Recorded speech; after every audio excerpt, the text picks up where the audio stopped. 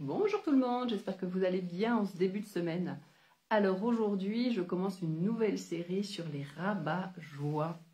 Alors non, pas les rabat-joie qui peuvent être ta mère, ta belle-mère, ta sœur ou bien n'importe qui. Les rabat-joie qui sont à l'intérieur de toi. Et oui, c'est beaucoup plus rigolo quand on ne peut pas s'en séparer. Et on va se retrouver pendant 5 semaines ici et je vais commencer par celui que j'aime le plus, qui est la culpabilité. J'ai pas fait ci, j'ai pas dit ça, j'ai dit ça, j'aurais pas dû, j'ai fait ça, j'aurais pas dû non plus. Alors pour faire plaisir à ma grande sœur, que vous pouvez d'ailleurs retrouver sur Facebook, sur sa page, sur le sentier qui mène à soi, ou sur son site internet avec le même nom, j'ai cherché quelle était l'étymologie de culpabilité en latin. Eh bien l'étymologie, culpabilité, ça vient de culpabilis, qui signifie, comme vous pouvez l'imaginer, coupable, et en fait c'est aussi issu de culpa qui veut dire faute, et si on cherche encore plus loin, eh bien c'est aussi apparenté à cellus qui veut dire crime, c'est-à-dire que quand vous vous sentez coupable, vous vous traitez sans en avoir conscience, très beau lapsus, sans en avoir conscience de criminel. Donc déjà quand on se rend compte de ça, eh bien on regarde la culpabilité autrement, le ton est donné. Vous n'avez pas commis de crime, vous avez juste dit ou pas dit, ou fait ou pas fait, un truc pas cool. La culpabilité, c'est quoi? C'est un concept inventé par l'homme qui a été utilisé et qui est encore utilisé pour asservir ou pour gérer une population, qui a été beaucoup utilisé aussi par la religion. Alors ici, je parle de religion, je ne parle pas de foi, parce que c'est totalement différent pour moi.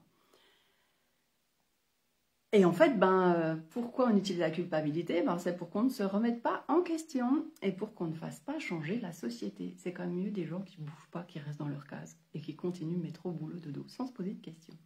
J'ai une question pour vous. Est-ce que la lionne se sent coupable lorsqu'elle met un gros coup de patte à sa progéniture parce que celle-ci l'embête? Eh bien, pas du tout. Elle ne se dit pas qu'elle n'aurait pas dû faire ci, qu'elle n'aurait pas dû dire ça. Parce qu'elle n'est pas une bonne maman. Elle fait, c'est fait. On n'en parle plus. Je me rends compte qu'il y a deux catégories de personnes. Les personnes qui se culpabilisent sans arrêt, qui se remettent sans arrêt en question, et d'ailleurs beaucoup trop, et qui finissent par se maltraiter. Et ces personnes qui se maltraitent, et qui se remettent tout le temps en question et qui se culpabilisent tout le temps, eh bien, qu'est-ce que ça produit? Ça produit qu'elles attirent des personnes qui vont les faire se sentir encore plus coupables, des personnes qui vont abuser d'elles, des personnes qui vont les harceler. Et si ça vous intéresse, ce sujet du harcèlement, j'ai fait une série de vidéos là-dessus que vous devez retrouver sur YouTube. Je vous mettrai le lien juste en dessous de cette vidéo. J'ai encore une autre question. Est-ce que les personnes réellement coupables qui ont commis des crimes se sentent coupables? Est-ce qu'il y a beaucoup de pédophiles qui se sentent coupables? Est-ce qu'il y a beaucoup de violeurs ou de violeuses qui se sentent coupables? Est-ce qu'il y a beaucoup de tueurs ou de tueuses en série qui se sentent coupables? Eh bien, non. Donc, si vous vous sentez coupable sans arrêt, c'est déjà que vous avez un certain recul et qu'il faut arrêter de vous sentir coupable. Vous n'êtes pas un criminel ou une criminelle. Alors, quand on a fait ou dit quelque chose qui n'était pas cool, et donc, quand on s'en rend compte, plutôt que de se culpabiliser, ça ne sert à rien. Qu'est-ce qu'on peut faire? Eh bien, on peut dire à la personne qu'on a merdé. Moi, ça m'est arrivé, ça m'arrive souvent. Ça m'est arrivé la dernière fois avec notre première qui nous parlait de ses bonnes notes.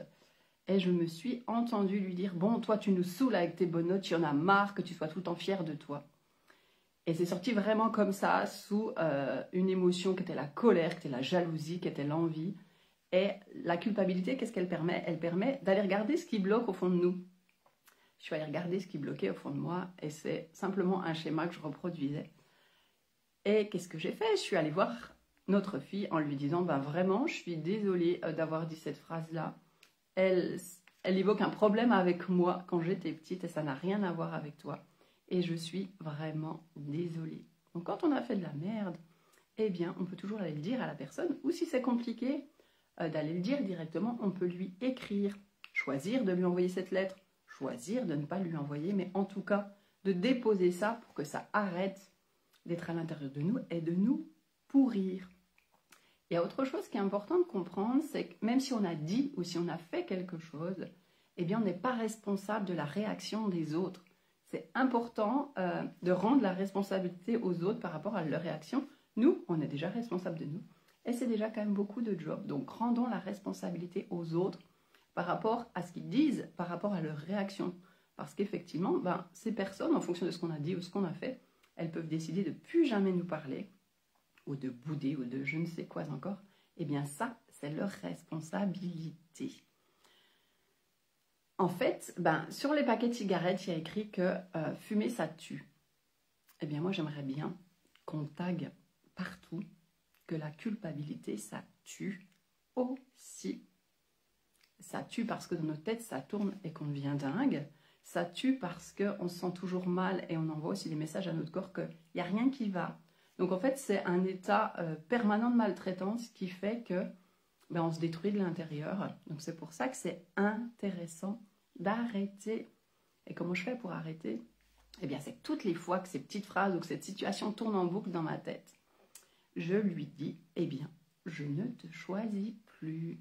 Je choisis autre chose de joyeux pour moi, parce que la culpabilité, c'est pas du tout la copine de la joie. Au contraire, elle essaie de l'étouffer. Et si jamais, quand ces petites phrases, elles arrivent, eh bien, vous trouvez ça super cool, eh bien, faites le choix de continuer de vous maltraiter. Il n'y a pas de bon choix ou de mauvais choix. Il y a juste un choix à faire. Je vous souhaite une super belle semaine et à très très vite.